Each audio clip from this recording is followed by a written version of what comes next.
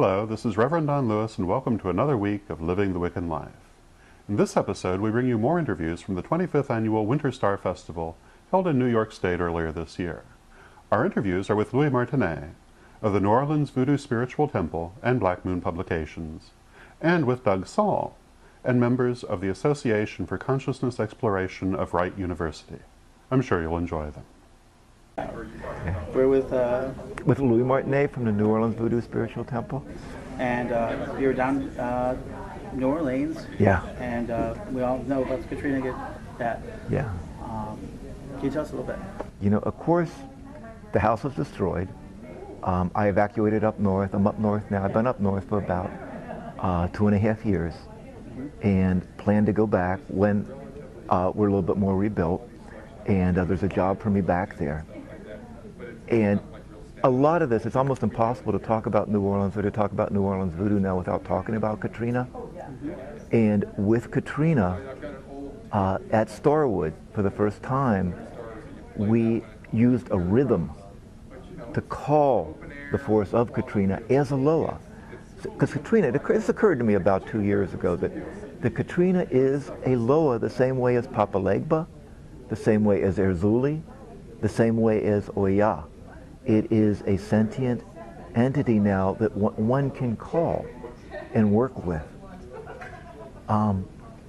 So we have a rhythm now that goes with Katrina, and we use it at the ceremony, and there are certain signs that come up when a loa come in, possession, things happen. It's just, things happen. Things happen. And those things that were supposed to happen when a loa comes in happened last night. So we called Mamselle Katrina. Now, in a way, that sounds sort of crazy, because people go like, my God, there's so much destruction. You know, you yourself lost your house, and you lost this, and you lost that. Why would you call it? The idea, the reality, more than the idea, the reality is that Mamselle Katrina is a specific of a force that's with all of us. And that this force is passing. I've heard it called impermanence. We would call it more passing. Everything passes. Everything passes.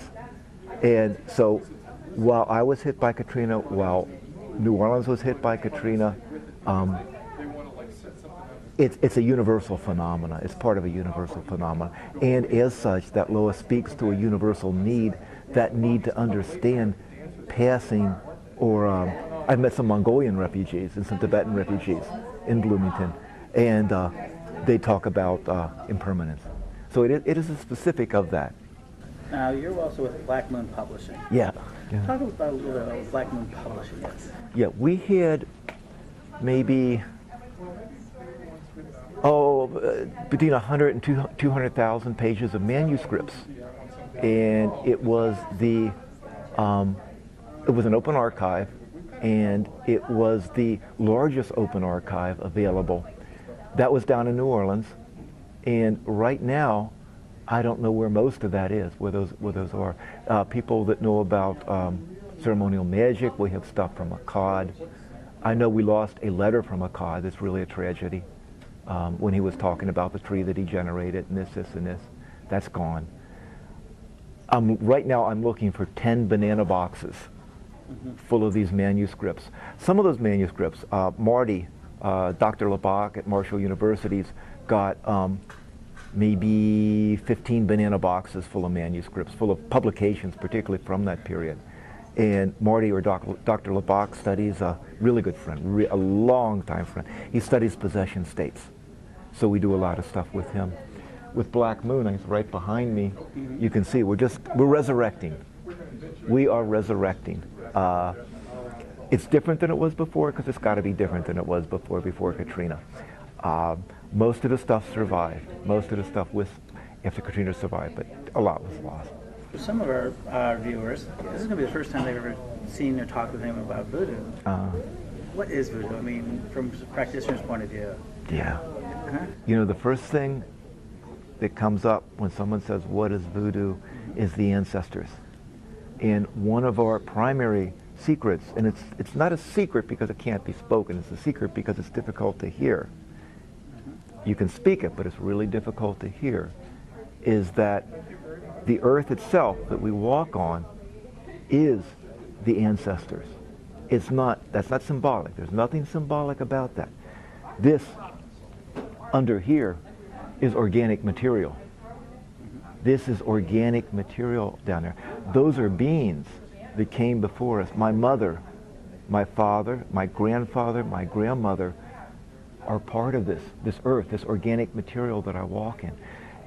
We literally walk on our ancestors' shoulders. And if that's my introduction to New Orleans voodoo, that's important. It's fantastic. And people are always afraid because you talk about possession space, you know, being filled with the spirit. Yeah. If I'm getting that wrong, can you explain a little bit of that? Because it sounds so scary. Yeah, you know, possession is scary because it's something, the term itself is economic.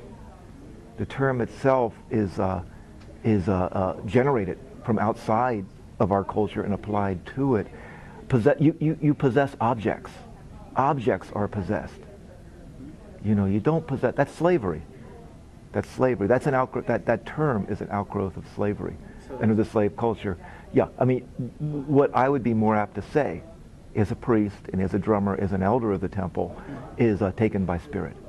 You know, you possess objects. You possess a person, it's slavery, and we don't sell ourselves into slavery during the rituals. So that's really an outside sort of outside view. Especially like a lot of the words have been possessed. Exactly. So you say when you're filled with the spirit, you're taken by spirit or filled by spirit. Yeah. And that's by permission. Yes. The kindest thing, the most compassionate thing you can do for another being is to give that being your body if that being does not have a body. That is the height of kindness. The height of kindness, that I can go, you know, you can live, you can talk through my body, you can live in my body for this amount of time, and let that spirit come in. Yeah. Terrific. Well, thank you. How would people contact you if they wanted to buy some of your wonderful products? The best thing is through, this is important, yeah, because this is the rebirth, blackmoonweb.com. It's Black Moon Web. I like Moonweb. blackmoonweb.com. I'll do the email address just in case, blackmoon@blackmoon7.com. Okay. And you're going to be outside with this year? Either there or in Ireland. I've got a practice with Bridget. The man here is like, through Maman Brigitte, one of our Loa, one of our spirits, Maman Brigitte, and she has an intimate connection with Bridget. And I believe that part of our tradition is white and is black and is red. The whites are primarily Irish that were brought in to build the canals. And they were on Congo Square, and I believe they drummed with their barons. So I try to go to Ireland as much as possible and study Irish drumming with the baron, and hopefully some Bridget Wells, if I'm graced, if I have enough grace to do it. Oh, good. And they can go through your website, which is, blackmoonweb.com. Yep, Black Moon Web. Web. Find out some of your books and some of the music that you guys do. Yes. And find out where you guys are going to be at. Yes. All right, well, thank you so much. Okay, thank you. I hope that you enjoyed our interview with Louis Martinie of the New Orleans Voodoo Spiritual Temple, and that you'll join us again for part 2 of our show and our interview with Doug Saul and members of the Association for Consciousness Exploration of Wright University. Hello, this is Reverend Don Lewis, and I'm very pleased to announce the publication in paperback of Witch School's Lessons for the First Degree. Available now for pre-order from witchschool.com and coming soon to a bookstore near you, together with Lessons for the Second Degree and Lessons for the Third Degree.